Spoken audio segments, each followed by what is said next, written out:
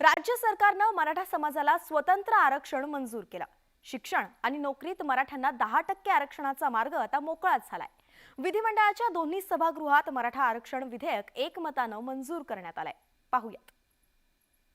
महाराष्ट्र राज्यातील सामाजिक व शैक्षणिक दृष्ट्या मागासवर्गीयांकरिता आरक्षण विधेयक 2024 मांडण्यास सभागृहाची अनुमती आहे काय? अनुकूल असतील त्यांनी होय म्हणावे,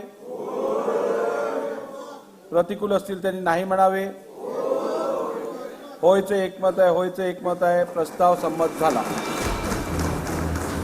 राज्य सरकारनं मराठा आरक्षण विधेयकाला मंजुरी दिली। मराठा समाजाच्या आरक्षणाचा तिढा सोडवण्यासाठी राज्य सरकारनं मंगळवारी विधिमंडळाचं विशेष अधिवेशन बोलावलं होतं। विधिमंडळात हे विधेयक एकमतानं मंजूर करण्यात आलं। ओबीसी बांधव असो किंवा इतर कोणताही समाज असो, आम्ही कोणाच्याही आरक्षणाला धक्का न लावता मराठा समाजाला शैक्षणिक आणि नोकरीतलं आरक्षण देण्याचा निर्णय घेतलेला आहे।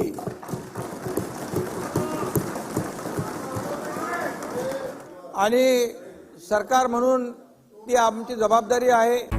मराठा समाज सामाजिक आणि शैक्षणिक दृष्ट्या मागास असल्याचा अहवाल राज्य मागासवर्ग आयोगानं दिला होता।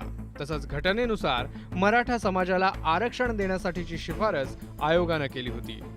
त्यानुसार मराठा समाजाला शिक्षण आणि नोकरीत 10% आरक्षण देण्याचा निर्णय घेण्यात आलाय। त्यामुळे मराठा समाजाला सरकारी नोकऱ्यांमध्ये तसंच शैक्षणिक संस्थेतील प्रवेशात 10% आरक्षण मिळण्याचा मार्ग मोकळा झालाय। 50% आरक्षणाची मर्यादा ओलांडली, ते मगाशी तुम्हाला मी वाचून दाखवलं। कोर्टाने आपल्याला, सुप्रीम कोर्टाने पण ते आपल्याला अधिकार दिले आणि तो आपला अधिकार आहे। आणि म्हणून यामध्ये आपण हा जो कायदा करतोय तो पूर्णपणे टिकेल आणि कायदेशीर निकषावर टिकून राहील, या बाबतीमध्ये आपण शंका बाळगण्याचं कारण नाही। मराठा आरक्षणाच्या पार्श्वभूमीवर राज्य सरकारनं राज्य मागासवर्ग आयोगाच्या माध्यमातून मराठा समाजाचं सर्वेक्षण केलं होतं। मराठा आरक्षण विधेयक मंजूर करण्यापूर्वी राज्य सरकारनं मागासवर्ग आयोगाचा अहवाल स्वीकारला। या अहवालात आयोगानं काही निरीक्षणं नोंदवली आहेत। मराठा समाज शैक्षणिकदृष्ट्या तसंच आर्थिकदृष्ट्या मागासलेला आहे। सार्वजनिक नोकऱ्यांमध्ये मराठा समाजाला योग्य प्रमाणात प्रतिनिधित्व नाही। मराठा समाजाची राज्यात 28% लोकसंख्या असल्याचं या अहवालातून समोर आलंय। दरम्यान अधिवेशन सुरू होण्यापूर्वी विरोधी पक्षांनी मुख्यमंत्र्यांना एक पत्र दिलं होतं। तसंच काही मुद्द्यांवर सरकारनं आपली भूमिका स्पष्ट करण्याची मागणी केली होती। फसगत करणारा फसवं सरकार आहे आणि पुन्हा एकदा मराठा समाजाची या सरकारने फसगतच केली, हे येणाऱ्या दिवसामध्ये तुम्हाला सगळ्यांना दिसणार आहे। मराठा समाजाने जागृत राहावं, मराठा समाजातले माझे बांधव भगिनी यांनी जागृत राहावं। हे तोंडाला पानं पुसण्याचं काम सुरू आहे।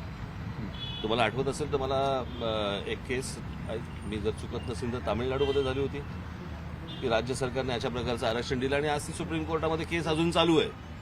त्याचा पुढे काही झालं नाही। राज्य सरकारला मुळात या गोष्टींचे अधिकार आहेत का? राज्य सरकारनं मराठा समाजाला शिक्षण आणि नोकरीत आरक्षण देण्याचा निर्णय आता घेण्यात आलाय। खरं तर मनोज जरांगेंच्या आंदोलनामुळे मराठा आरक्षणाचा मुद्दा ऐरणीवर आला होता। जरांगेंनी मराठा समाजाला ओबीसीतून आरक्षण देण्याची मागणी लावून धरली। मात्र राज्य सरकारनं मराठा समाजाला स्वतंत्र आरक्षण देण्याचा निर्णय घेतलाय। त्यामुळे आगामी काळात मराठा आरक्षणावरून राजकारण पेटण्याची शक्यता आहे। Bureau report, news 18 Lokmat.